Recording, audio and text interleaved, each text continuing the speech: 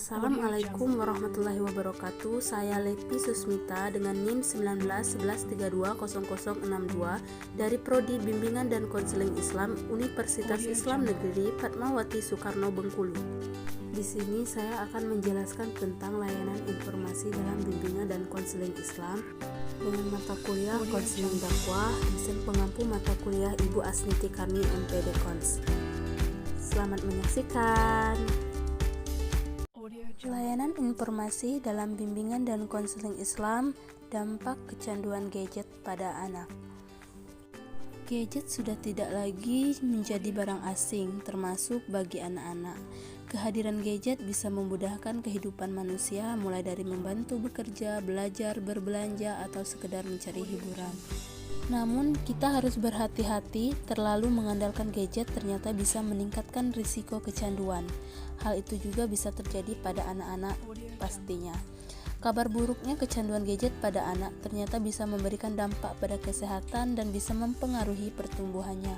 Beberapa orang tua mungkin memberikan gadget untuk membuat si kecil tidak rewel serta sebagai sarana mempelajari hal baru. Namun, dampak dari penggunaan gadget tetap harus diperhatikan terlebih jika sudah memicu kecanduan. Dampak kesehatan dari kecanduan gadget. Kecanduan gadget bisa menyerang anak-anak, namun kondisi ini biasanya ditandai dengan perasaan gelisah atau menjadi rewel saat tidak diberi gadget, sulit fokus, hingga memunculkan beberapa gejala atau masalah kesehatan. Apa saja sih dampak kesehatan yang bisa muncul pada anak yang mengalami kecanduan gadget?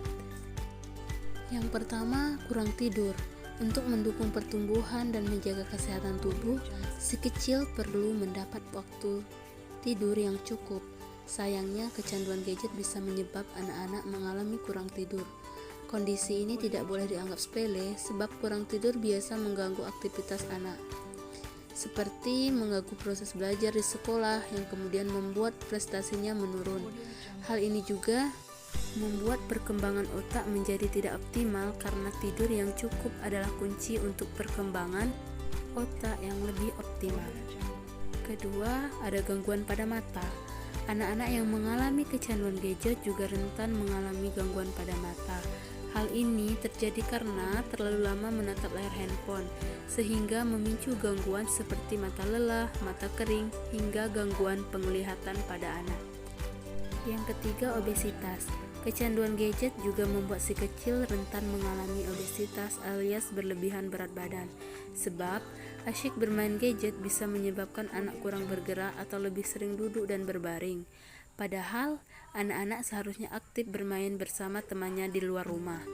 Obesitas tidak dianggap sepele, sebab kondisi ini bisa meningkatkan risiko penyakit yang jangka panjang, seperti obesitas, stroke usia dini, hingga serangan jantung. Yang keempat, masalah mental. Selain memberikan dampak pada kesehatan fisik, kecanduan gadget juga bisa mengganggu kesehatan mental. Kecanduan gadget memicu efek samping berbahaya seperti meningkatkan risiko depresi, gangguan kecemasan, sulit fokus, kepribadian bipolar, psikosis, dan perilaku bermasalah lainnya. Hal ini juga bisa memicu sifat agresif pada anak. Kecanduan gadget juga bisa membuat anak kesulitan bersosialisasi dengan lingkungan serta meningkatkan risiko perasaan kesepian. Adapun solusi agar anak tidak kecanduan gadget, yang pertama yaitu atur waktu tanpa gadget. Tetapkan aturan tentang kapan keluarga tidak boleh menggunakan gadget, misalnya 2 jam sebelum waktu tidur, selama waktu makan bersama keluarga, atau setelah belajar online. Dengan cara ini, si buah hati bisa mengurangi penggunaan gadget setiap harinya. Selain itu, buat zona batas layar, bebas layar komputer atau laptop di kamar. Dengan begitu, kita bisa lebih mengawasi kapan dan berapa lama si buah hati boleh menggunakannya. Yang kedua, gunakan parental control pada gadget. Fitur parental control mungkin belum banyak digunakan untuk mengontrol penggunaan gadget. Fungsinya adalah untuk membatasi waktu penggunaan gadget serta akses ke aplikasi dan situs tertentu. Yang ketiga, pertimbangkan kapan belikan anak smartphone atau handphone. Untuk meningkatkan si buah hati agar tidak terpapar dengan gadget, akan lebih baik bila bunda mempertimbangkan kembali kapan sebaiknya membelikan si buah hati smartphone. Jika saat ini kebutuhannya untuk belajar online masih bisa dipenuhi dengan menggunakan smartphone Bunda atau komputer di rumah, mungkin Bunda belum perlu membelikannya smartphone. Dengan begitu, penggunaan gadget si buah hati lebih bisa dikontrol dibandingkan jika ia menggunakan smartphone-nya sendiri.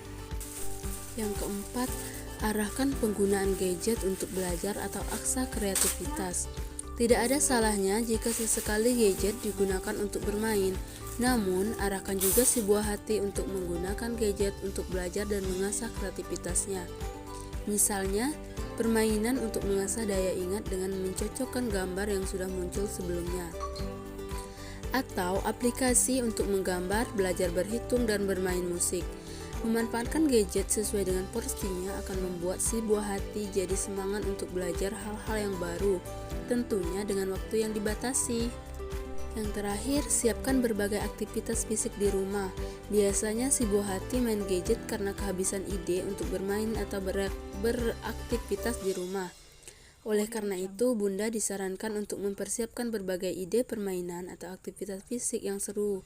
Misalnya aktivitas sederhana seperti bergerak ikuti lagu, beres-beres rumah, memasak bersama, bermain kejar-kejaran atau olahraga bersama si buah hati. Terima kasih teman-teman telah menyaksikan.